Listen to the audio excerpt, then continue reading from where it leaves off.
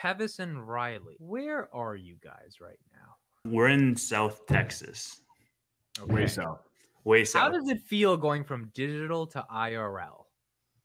Riley's fatter than in camera. Wow. Wow, that really hurts, man. I am pretty fat lately. I gained a lot of happy weight. I don't know when this thing happened that I'm about to share, but maybe it was Monday, Tuesday, Wednesday, last night. I don't know. But apparently I got tagged in this last night, and I think the audience deserves to see what it is. All right, here we go. Tanner's impersonation. Have you seen my video? Have you seen my video? I'm about to. I'm right after this. I'm gonna drop this new video. It's fucking great, guys. Never seen before information. Watch my video. You can't miss it. Seeking Alpha, bro. Oh my God, Seeking Alpha. Hey. It was such a good, because like I don't know what he was so drunk that he started playing with that little bottle thing, but it was such a good impersonation. Tannor, why do you have that shit in your ear, bro? Like, what is going on? So it doesn't echo, and they're not great headphones, so the noise cancellation's too strong. So I've put in two. I sound like I'm deaf. I can't hear myself. Bought those for my mom in 2007, bro. It was like a big deal. Like, it's a wireless earbud. It's like I don't know. Wait, he has two. Have you seen like everything everywhere all at once? Is that a it's headphone? not a Bluetooth. No. I have a mic. They're headphones. I'm not like running the Wall Street like I'm just running. Bro, you know myself. what? You have literally inspired me. I'm about to go on Amazon and get a fake Bluetooth headset. I'm gonna wear. You guys thought I was like running like one of those things? Yes, bro. I'm about to get one of those. That shit actually is cool. I'm not gonna lie. No, it's just like the Samsung version of an AirPod. I want to get those and wear them every day on my podcast and the videos. It just looks cool. I want to get it now. So is SoFi dead because of Apple? Let's start off with Tannor. Apple launched a new savings account. This is not fully fledged out with every product that maybe SoFi or whatever would have, but it is a high interest savings account. They're offering 4.15%, 0.15% higher than SoFi's. 10 times higher than the US average savings rate of 0.37%. So the account is no fees with a maximum balance up to $250,000, which means that they're not accepting people that are going to get out of the FDIC insurance limit. And this is offered to them by Goldman Sachs. To sign up for this account, you must already have an active Apple Card, so that's going to already take down the numbers a little bit. All your daily cash rewards and everything from the Apple Card are going to go directly into this savings account. So I think that this is the biggest competitor to SoFi that they've ever seen. I think this is the biggest potentially competitor to the entire fintech space. Will be a fight. From just the first read, it seems like legacy banks are going to be hurt way more than a company like SoFi, who's already being competitive with that 4%. All this is doing is just highlighting the unviability of these legacy banks that are offering 0.1%, because all of a sudden now everybody with an Apple phone that can theoretically be getting 4% on their money. I would be more concerned if I was holding like Bank of America or JP Morgan stock or Wells Fargo, one of these banks that offer a low APY, than holding something like, SoFi or even a Robinhood that offers more of a competitive APY. I think that this is still one of the largest competitors, even if they set it at something like 2 or 3%. Apple has one of the largest shares, if not the largest share of smartphones. Some would actually say it's quite tied with Samsung, very, very close. Samsung is 28, Apple's 27. So very, very close. And the mixture is a bunch of other names, Google, Huawei, Otto. Yeah, but the split is more interesting than the mixture. Worldwide, it might be 50-50. Like for Android, Apple, North America is like 80-20, if not more aggressive for Apple. Predominant Android market is Asia. Think about whenever you go to switch to Chrome, what's the first thing that happens? Big unfair ping that ends up happening. And it says, are you sure you want to switch? Edge just got an upgrade and everything. It has all the features, blah, blah, blah. They have that competitive advantage because it comes pre-installed with all Windows products. I think the same thing is going to happen with Apple. Think about a company that already has all of your data, your identification, whether it's your biometric identification or whatever. To sign up for an Apple high interest savings account will be, from what people's experience is already, 45 seconds or less. A simple yes, would you like to sign up? Pre-filled information and off you go. To get to a SoFi account or something like this, you're going to have to, one, find out that product even exists. Okay, so the advertising dollars are going to be extremely high. And then two, get through all those barriers of entry that might stop someone from signing up through a long sign up process, a ton of different forms and everything like this. And fintech has made that already much easier, but they're not going to be able to compete with Apple just being so native and already having all that information. When you talk about the ecosystem benefits from a user perspective, one of the benefits is this consolidation into a singular platform, because instead of downloading, let's say, an incremental app, all of a sudden you could have just a dashboard in your wallet app on your Apple device, right? For Apple users who are already so in tuned with that ecosystem, I mean, the network effects of Apple is one of the selling points and what makes that brand very sticky. This just plays perfectly into that, because users can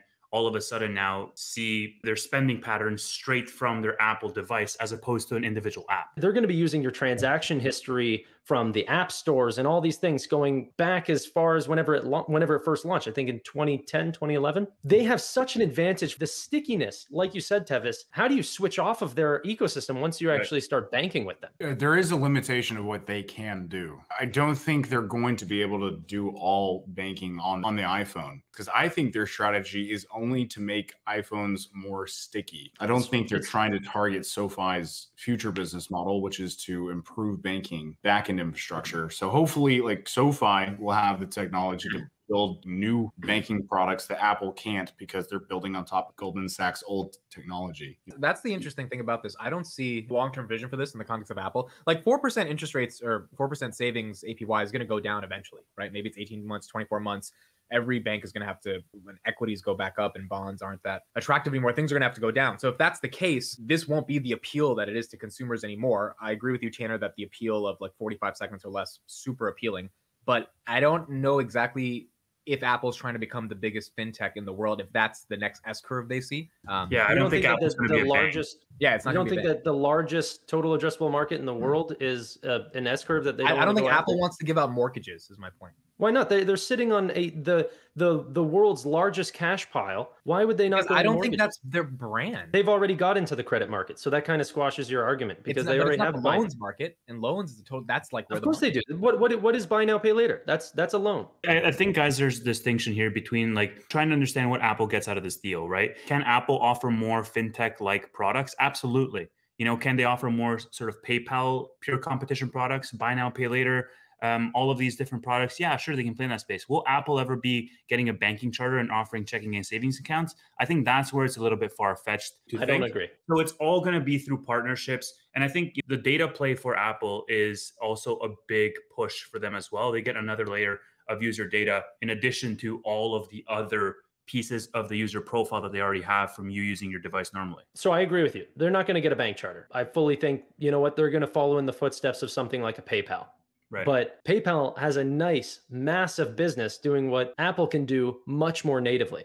Like you said, we're not even talking about incumbent banks here. I think they're going to get absolutely destroyed. Why would a regular bank get the new version of these clients that are getting older and wanting to start their first checking account when they've already been ping notified by their own Apple saying, hey, are you ready to start up with this account? You can already put in your direct deposit information, everything along these lines. Apple is not changing anything. They're making simple fintech products that exist in 100 different apps on the App Store. They're just doing it to make it better and more simple than all the ones that you could possibly download on the App Store. We have to figure out what the future of banking is to figure out where this whole trajectory of growth is going to come from. And I don't think it's just going to be reframing all these fintech products that we built. It's going to come from first principles thinking and making the banking system a lot more different than it is today. It could be very simply a case like this is a partnership with Goldman. And I think a part of this pod, we should focus on the Goldman aspect of things. And Apple is half of that partnership. And, you know, they saw an opportunity and they took it because they have some clear advantages from that deal. If I open a card with Apple, I'm going to get 4%, but who's going to give me that 4%? Because it's not, I don't think it's going to come out of Apple's pockets. It's going to come out of Goldman's pockets. So they can share the risk. It depends on what their back end deal is. We don't really know. Before we go into the Goldman side of the equation, I think it's important to set the stage that Apple and Goldman have a partnership up until 2030. Goldman has been working with Apple previously we can talk about the Marcus app and the shortfalls around that, but it's not surprising to see them go through Goldman because they have that partnership up until 2030. But if Marcus failed, what exactly is the point of even this partnership? I still don't get what's just the vision here. To survive. I think Goldman, I think every single bank personally, they can't compete with these native devices. It'll be very hard to find the PayPal app before you find Apple Pay. That's the problem. You're going to be offered a service that is almost as good. Even if it's not PayPal level, it's 95% there. And people would rather choose that before they even get the option of going to PayPal. That's the big concern. And so Goldman probably sees that as well. By the time you even get around to getting a Marcus app, you already have Apple savings. I think they're going to get into stock purchases, lending. I think they can do the whole 9 yards because that's what banking as a service offers you. I think it's much easier, from Goldman's perspective, to on-ramp with Apple as opposed to taking on the risk of doing it all on their own app, right? Them shuttering Marcus towards the end of 2022, that could have been a justification to say, hey, look, we're going to close Marcus. It's a money pit. It's full of expenses. It doesn't really have a strong use case. Let's just put our eggs in this other basket where we have a partnership with Apple, and Apple has a foothold into 80% of the households in America with their devices. Okay, wait. I need to say, why do we think Noto said bring it? Oh, it was 100% in response to that. Yeah, is he going to wave a white flag? Like he has to say bring it on. And especially because it's Goldman. That's true. Right?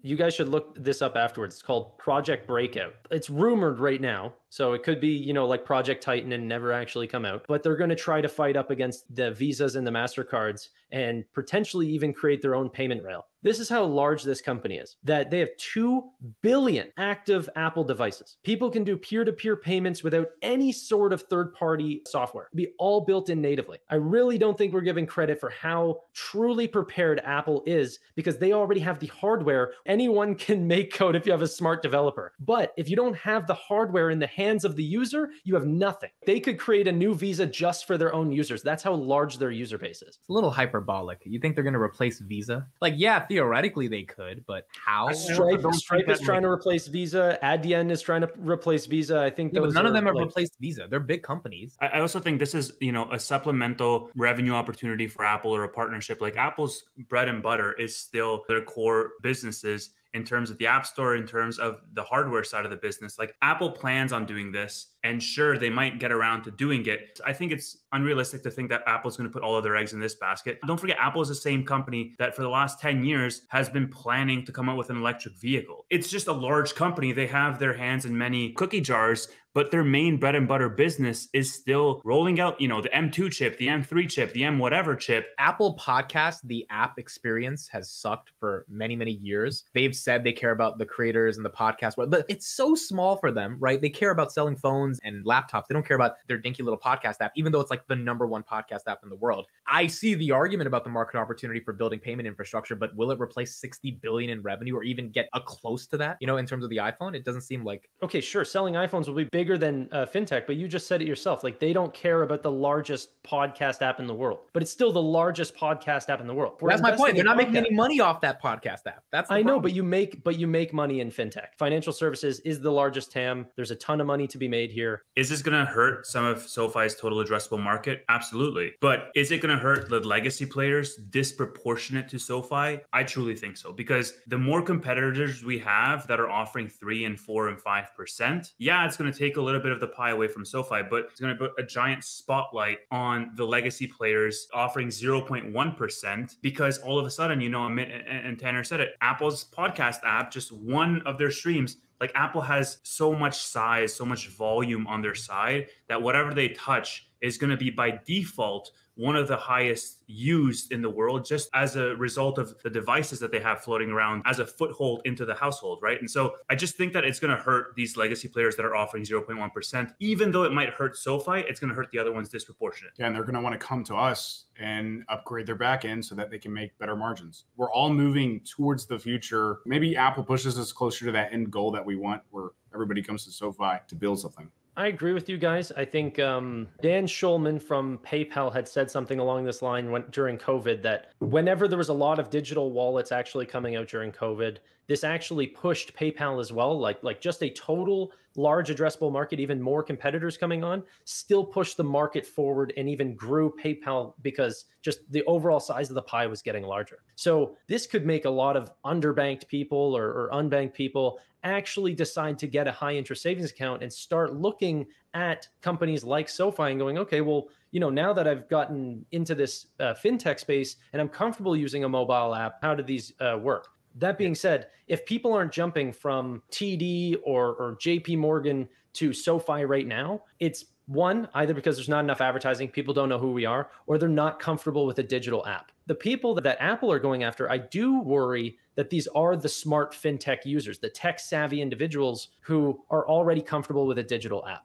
Of these people that are comfortable, that are tech savvy, let's say, that enter in this ecosystem, just as a thought experiment, let's say somebody enters the ecosystem for the first time through this Apple card. They want to get 4%. I think that same person, or a large percentage of that demographic that is introduced into this market through this Apple card, has a higher likelihood of transitioning to something like a SoFi versus something like a JP Morgan. Why? Because they're going to get used to that 4% APY, and they're going to say to themselves, well, wait a minute. In addition to the savings account, I might need another account. And oh, wait, Apple doesn't offer every single account out there. They don't have that ecosystem. Maybe they offer buy now, pay later. Maybe they offer, the savings accounts, but they don't offer everything. So what is a solution with a similar APY that does offer everything? SoFi is going to be higher on that list than a Bank of America will be.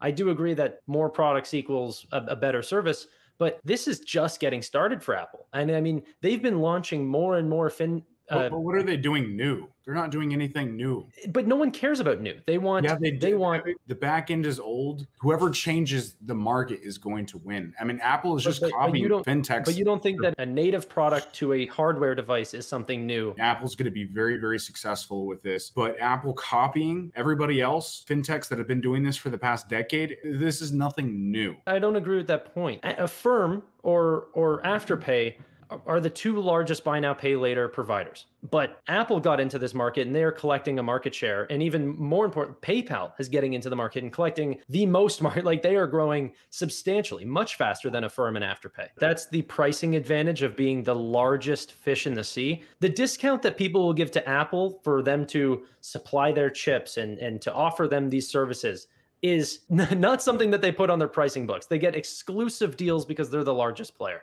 PayPal or Cash App or any of these largest players also have sponsoring banks. Those aren't banks. Most fintechs, aside from SoFi and Vero, need a sponsoring bank. That's the majority of people, and they have millions. I don't think we should be underestimating the brand power of Apple, and I think that's the biggest point of worry here is the brand power of Apple. The strongest brand in the world. Warren Buffett was on Squawk on the Street on CNBC, and Apple is like, 43%, 44% of Berkshire. He had an interesting analogy about Apple that talks about moats and competitive advantage. With regards to Apple, he said on the brand that if I walked up to somebody on the street and offered them $10,000, but the only caveat was that they never use an Apple device again in their life, they would never take that up. But if I walked up to somebody on the street and offered them $10,000 to never buy a Ford again, they'd be like, okay, give me the 10K, I'll just buy a Chevy instead. And so that brand power of Apple makes it so sticky that any new product that they release in the future, people will buy and will love and will incorporate. And again, we've talked about this before. The ecosystem is one of their biggest value propositions. The fact that my MacBook can talk to my iPhone, can talk to my Apple Watch, can talk to all of my devices in a very seamless user experience. And so now that you introduce a payments product into this ecosystem, combined with the brand power of Apple, I think that piece alone is the scariest part of this. I don't think it's scary in my view, because I just don't think we're competing with Apple at all. By 2030, their contract with Goldman Sachs is going to be over. Goldman Sachs and these big legacy traditional banks aren't tech savvy, or they don't have a priority on tech, and SoFi does. We're not competing against Apple. We're competing with other banks. Right. SoFi is tackling the hardest problem in banking, which is the back infrastructure. Everybody is competing away on the front end. That's why all these fintech apps pop up every other week. They're all focused on making the easy thing for the consumer. SoFi is trying to work on the hard thing. That's why I choose them. What is the ultimate counterpart, in my belief, to Apple and their amazing high interest savings account, well, it would be the next highest market share in terms of phones available, which would be Samsung. I believe that if Apple sees a large amount of wallets come from this and everything, that Samsung will also increase their interest rates, go up to 4%. And SoFi does actually provide the banking as a service platform. In fact, if you are a Samsung Money member, you are actually a SoFi customer as well. So this is where I believe our moat is as SoFi, is that we would be the Goldman Sachs in this transaction for the second, or I think what Amit said was actually the largest number of phones available worldwide. Isn't this baked in though, Tannor? Like, we already had this partnership for a while. It's accounted in our numbers. Right. So I'm not saying that this is going to make SoFi explode. What I'm saying is that if people get used to the Apple high interest savings accounts and this becomes a very common digital wallet, Samsung does not push this product. I own a Samsung. They do not push this product at all. If it becomes a large market for Apple, Samsung is going to start pushing this product with very competitive interest rates. I think they'll go up to the 4% interest rates, and then that's where you'll start to see some users pour in. Back to the original point, Samsung is in the US, right, is a fraction of Apple phones. It's definitely disproportionately skewed towards Apple in the US alone. Yeah, SoFi is making a name for themselves in Singapore, UAE, Hong Kong.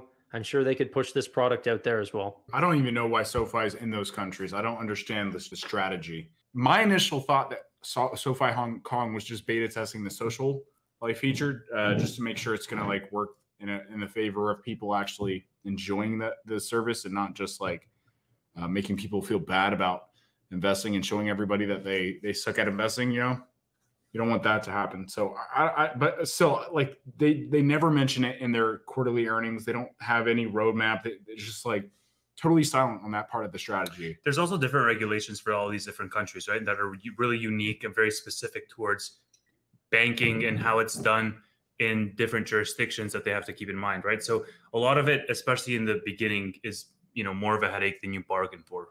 Even if Android only makes up 20% just here in the United States, that still is a large total addressable market. And this is assuming that SoFi doesn't keep any of their, their own users. All I'm saying is that we have an advantage that a lot of the traditional banks do not. We're still in the total addressable market, even if we're not the fastest, market winner. But whenever you look at, I'm just looking at too many statistics on PayPal's recent earnings call, and they talk about, okay, well, who's their biggest competitor? Apple Card, and in terms of their share for Apple Pay, is by far the fastest gainer than any other checkout service, like a one-click checkout service. Apple Pay is the fastest growing service. That's a competitive advantage that's hard to beat, especially when, like I said, the likes of 2 billion people have an active product, right? I wanted to get the group's thoughts on, just how big of a dent this would be for SoFi, and whether you think that they're going to talk about it at all in the earnings call on May 1st, which is coming up very soon.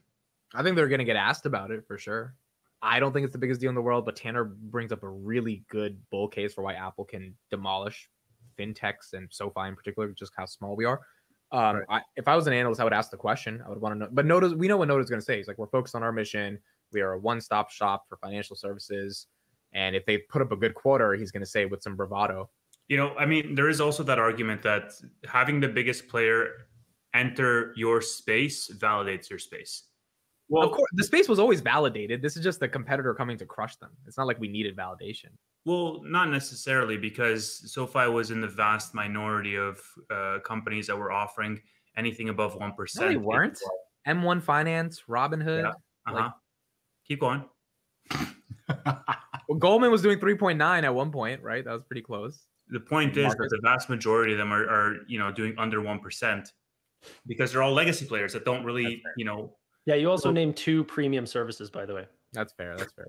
I think, you know what, if you look at, and not to pick on Riley here, but you're the one that said it, so I'm going to just say that the best banking product or whatever is going to be the moat that SoFi holds against Apple that might not be developing products at the speed that SoFi is able to do. And there will be a portion of the customer base that sticks with SoFi because their ability to push products faster will be much quicker. Who can play a lower, look at what's happening with Slack versus Microsoft Teams. What's a better product? Okay, Slack. Okay, who's growing? Teams, because they have the pricing power to be able to make money somewhere else and then offer a service over here. You know what I mean? Here's Teams for free, but you have to have our service that's printing money over here. Apple has that effect. SoFi and the likes, especially of traditional banks, they don't have pricing power here, aside from being a sponsoring bank, but that fee is very minimal. Do you think Apple is going to be the end all be all? They can't do what banks do. They can only copy what fintechs do. The whole premise of whether or not SoFi is going to be successful in the future is whether or not they can meaningfully provide a way better service than what the traditional banks are doing. And fintechs kind of like eat at that by like building stuff on top of what banks have now. But is there a way to make a better experience by starting with the back-end technology and then build on top of that? The reason why this is concerning is because Apple is a huge brand that has a foothold in every household in America, or the vast majority of them. And they have brand power and they have a sticky product. And the reason why I think we should take this with a grain of salt is because, number one, Apple is not going to do a full pivot into the fintech game. You know, this is one of their many, many, many product lines that. But you can grow multiple product lines at the same time. Sure, but they've got teams. SoFi is a company, let's just say, that is going to dedicate 100% of their effort to this space, whereas Apple is a company that might dedicate, 5% or even less of their attention to this space. Number two is it's limited just to the savings accounts. They don't have other products in that space, right? And so I think that, obviously I have to take it with a grain of salt to say, well, is Apple going to kneecap SoFi? I don't think so yet. If they wanted to do a full pivot into fintech, I'd be much, much more worried. But right now, but it's already starting. Like I think we're making it's not an emergency episode, but this is kind of like it's ringing the alarm bells for me because they don't have all the products, but Apple Pay started with this. Okay, so now we have online payments, and then Apple Card came out, which was another facet of the business that at least banks had. Apple's not going to get into the debit and credit business. Oh, oops. Okay, now they're here. Well, at least we have buy now, pay later and credit. Well, no, that's being infiltrated now too. Okay, now a high interest savings account, and you don't think that they're going to have more products on top of that? Like they are not going to give people mortgages, Tannor. Do you really think Apple's going to come out with loans? Do you think they're going to start like financing? They're doing it. They're doing it. How? Buy now, pay later. That is a loan. It's not giving someone a loan. That's not the same thing. That is just not okay. So I want to be polite, but that is a loan. They're offering them money and expecting a payback in the future. That's 100% a loan. Are you charging them an interest rate on that loan? Making enough on the interchange fees that they don't have to charge them a product, which is also very revolutionary. I think the largest competitor to this product is SoFi. So I'm not saying we get steamrolled, right? I think we're putting up the biggest fight, but this is our biggest competitor now by far, and I will go toe to toe on that.